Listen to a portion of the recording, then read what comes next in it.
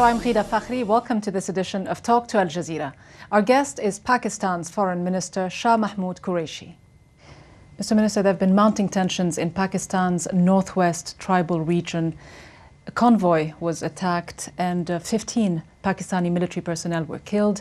The Taliban in Pakistan say that they want you to release some of their men that were detained a few days ago by Pakistani authorities. Are you willing to negotiate with them? What is the position of your government? Our position has been consistent that we will not negotiate with terrorists. The negotiations that we've had in the past and that we're having right now are with tribal elders. And the idea is to wean them away from the extremist element, but we will not negotiate with terrorists.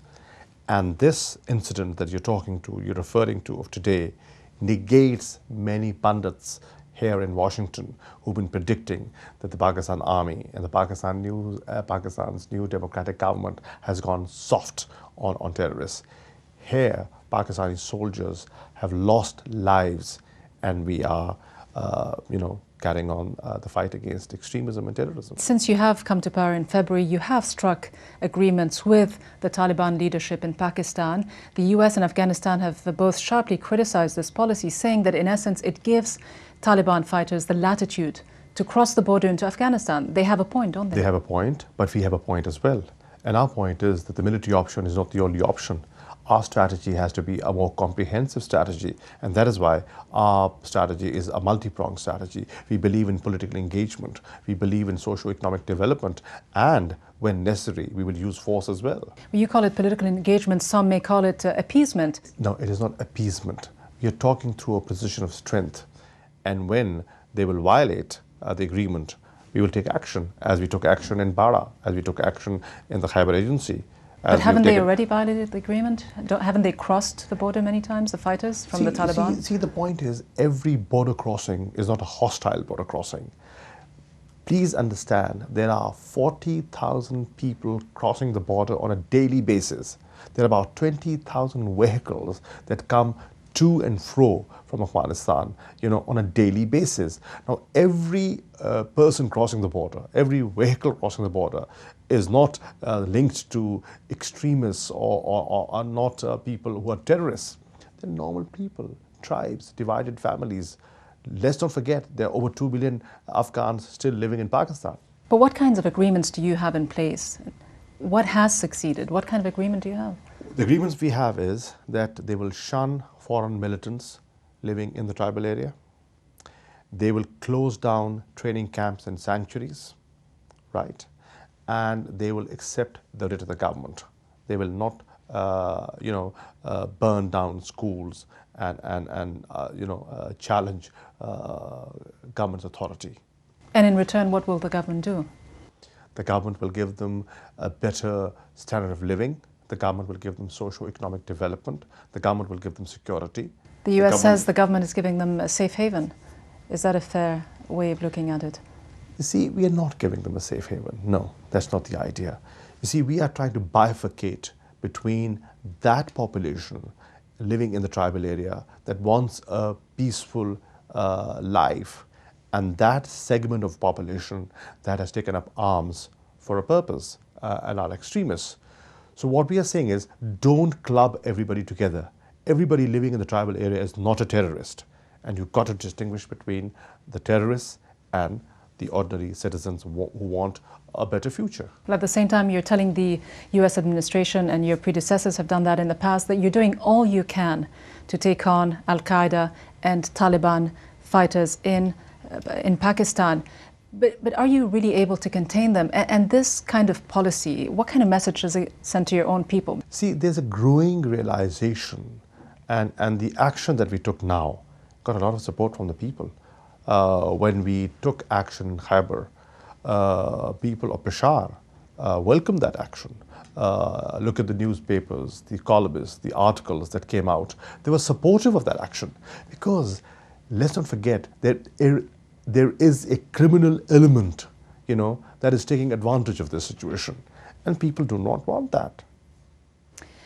The relationship you have with the United States is somewhat complex. It has been a close relationship between President Musharraf and the US ever since the attacks of 9/11. Now it seems to be a little more complicated. Last month, 11 Pakistani soldiers were killed in a US strike across the border from Afghanistan. And more recently, there was an incident in which 8 Pakistani soldiers were killed. When does it become too much? Well, we launched a protest, and they are of the view that it wasn't by design. That is why we've set up a joint investigation team that is investigating into the matter in order to find out what exactly happened. But they say they've hit the right targets. Sorry? They say they have hit the right targets when they've hit those Pakistani soldiers. No. They say that they were chasing militants, and this was an inadvertent incident that took place. The idea was not to attack a Pakistani post, but let the joint investigation report. Do you see this as a breach of your sovereignty, though? Are you upset? We are certainly unhappy on intrusions. We do not want Pakistani soil and Pakistani sovereignty to be violated. Yes, and we have categorically said that. But you say that you want to be a partner with the US, but is the US treating you as a respected partner? Well, US needs us as much as we need the US.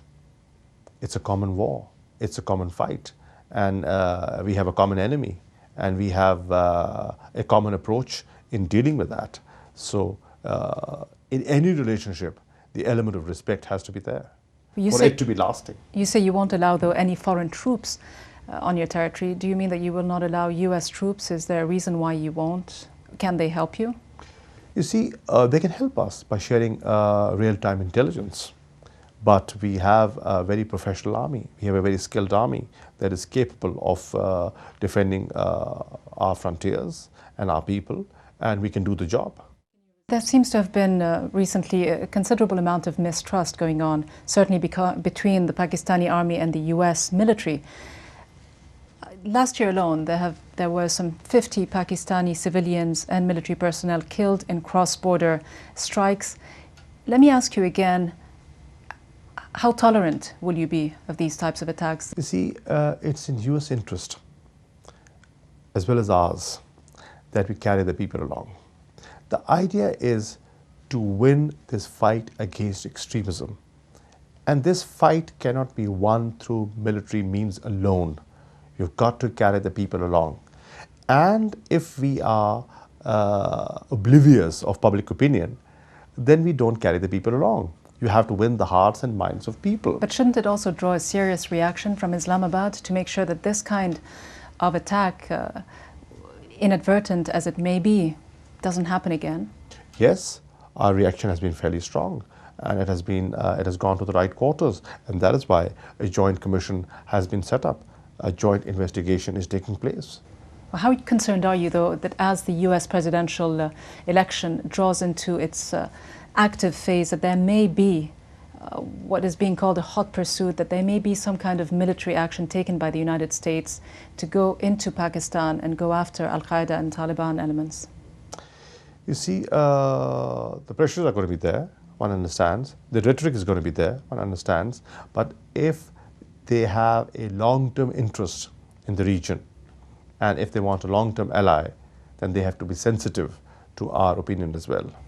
But isn't it fair to assume that unless any serious action is taken on your part to show that there are considerable consequences when something like this happened, that President Bush in his last few months in office, or maybe even a President McCain or Obama, could launch strikes into Pakistan? See, the message that is conveyed, it has to go through the media. There are diplomatic channels of doing that, and there's a diplomatic way of doing it. How concerned, though, are you that the US military buildup at your borders with Afghanistan could lead into an escalation? Escalation is in nobody's interest. You don't think it'll happen? I think we should resist that. We should keep things as calm as possible. If there are concerns, we have to share their concerns. If there are suspicions, we have to overcome those suspicions, and they can only be done by sitting across the table through a dialogue, through a partnership, through a greater understanding and cooperation.